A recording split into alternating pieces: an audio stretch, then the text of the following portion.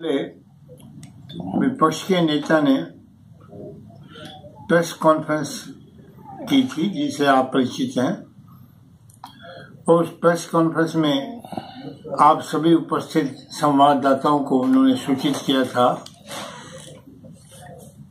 कि पहले जो 4 विधायक पार्टी को छोड़कर जजपा में जा चुके हैं और उस टाइम गंगवा जी जा चुके थे कि 5 के खिलाफ हमने विधानसभा अध्यक्ष को उनके खिलाफ डिस्क्वालीफाई करने के लिए कार्रवाई करने के लिए उनको हमने लेटर भेज दिया है और पिटीशन भी भेज दी है।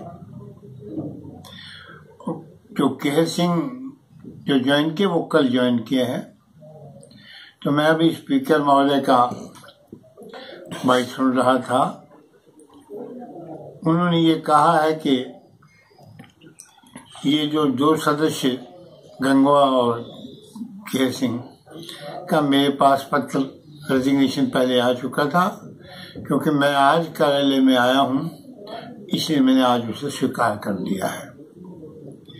किसी भी पार्टी की सदस्यता स्वीकार करने से पहले विधायक को अपनी पार्टी के पद से त्याग पत्र देना होता है।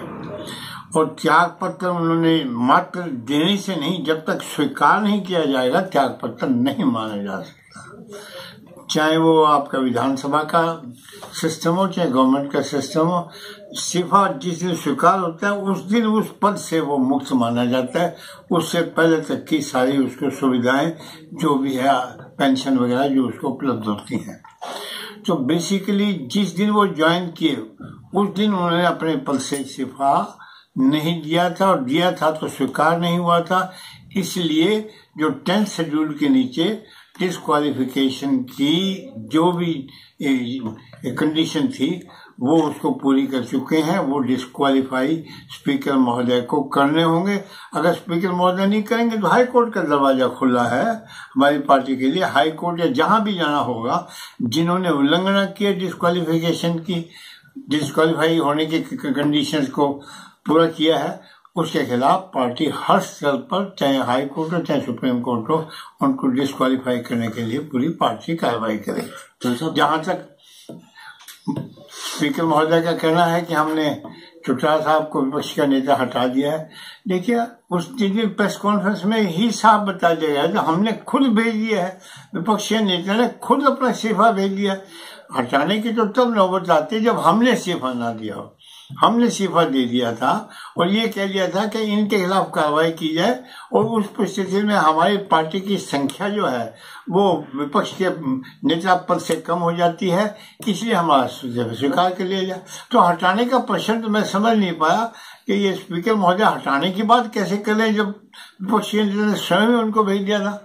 पर जो भी वो भाषा इस्तेमाल कर रहे हैं वो भाषा मैं समझता हूं कि एक राजनीतिक तौर पर प्रेरित है, स्पीकर के तौर पर प्रेरित नहीं है।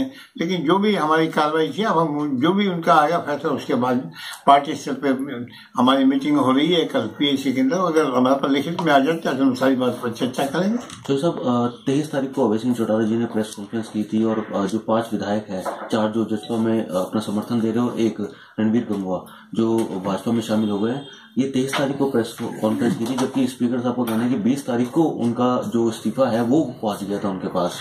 देखिए, इस्तीफा एक विधानसभा का सदस्य हो चाहे सरकारी अधिकारी या कर्मचारी हो, जिस दिन इस्तीफा स्वीकार होता है उस समय तक की उसकी सारी तनख्वाहें, सारी सुविधाएं मिलती हैं।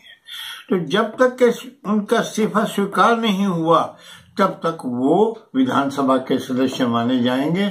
और यदि विधानसभा के सदस्य माने जाएंगे और वो उस दिन उन्होंने पार्टी ज्वाइन किया है तो उन्होंने डिस्क्वालिफिकेशन इनकर कर ली है। चाहे स्पीकर महोदय पार्टी के पक्ष को ध्यान में रखते हुए कोई भी निर्णय ले, पार्टी इस पे विचार करेगी जब आएगा उनका कोई निर्णय। अगर मुझे मुनासिब समझा तो हाई कोर्ट, सुप्रीम कोर्ट, जहां भी होगा पार्टी इस मुद्दे को लेकर के जाएगी।